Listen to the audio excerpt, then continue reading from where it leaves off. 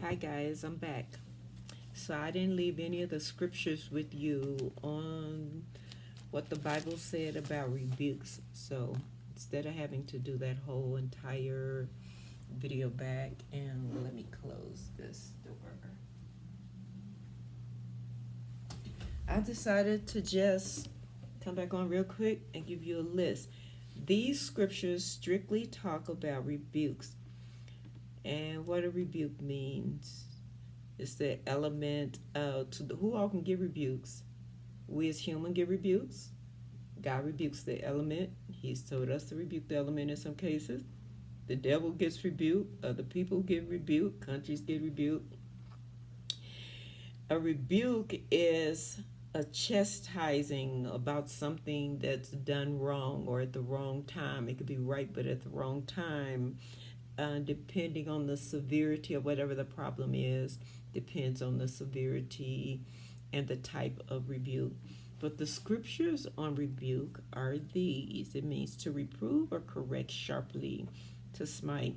Revelations 3:19, Titus 2:15, Titus 1:13, Philippians 2:15, 2 Timothy 4:2, Ecclesiastes 7:5, 1 Timothy 5:20, Proverbs 27:5, Proverbs 13 verse 1, and then verse 8, Psalms 38 verse 1, Psalm 6 verse 1. I think I said 1 Timothy 5:1, I think. The next one is Isaiah 54:9, Mark 8:32, Isaiah 7:13, Jeremiah 15:15, Matthew 16:22. Okay, guys, those are the scriptures. Now, there's a lot more. As a matter of fact, there are like hundreds more, but that's enough to get you started. If it's still something in there, which I'm probably sure it's going to be that you don't understand, just hit me back up and we'll explain it one-on-one if you call or text me, or I'll talk about it online again for everybody. Maybe you've had a rebuke in your life and you didn't think you deserved it, or maybe you know somebody that got a rebuke and you think they didn't deserve it, which ain't really none of our business, but sometimes we make it our business depending on who it is. I just want everybody to really understand and realize, guys, sometimes when people getting rebukes, and I'll just bring this back up real quick. You remember, some of you heard of Smith Wigglesworth. They brought a man that wasn't supposed to live to morning. They brought him in his hospital gown in an ambulance, and they put him up on the stage. God gave Smith Wigglesworth to take his fists and hit that man in the stomach. In the audience, people were saying, "Oh, that man's so mean. Smith Wigglesworth, he's so mean. Oh, what did you have to do that for? Oh, you didn't need to do that." They didn't see the demon that had the man. They need to shut up.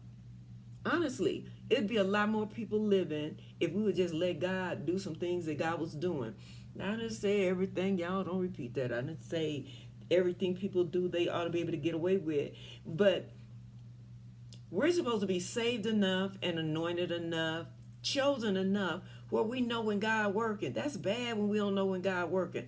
When you want a good church, you want good leaders, but when God pick them up, you don't know him when you see him, because you're not where you're supposed to be. I'm not where I'm supposed to be. So I don't know him when I see him. It said try the spirit by the spirit.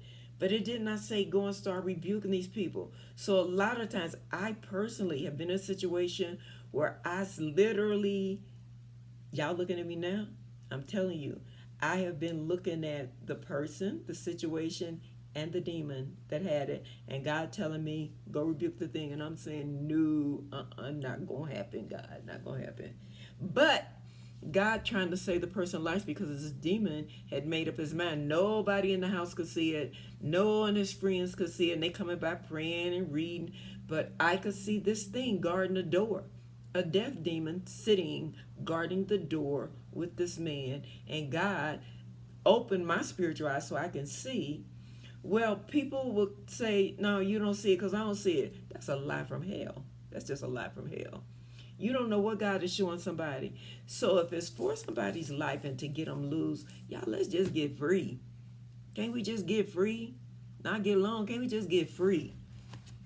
Can't we just get free? Get saved enough and in God enough where we could at least just get free so we can help somebody else. And we'll know when another vessel is being used by God and not because it's my friend and I think they,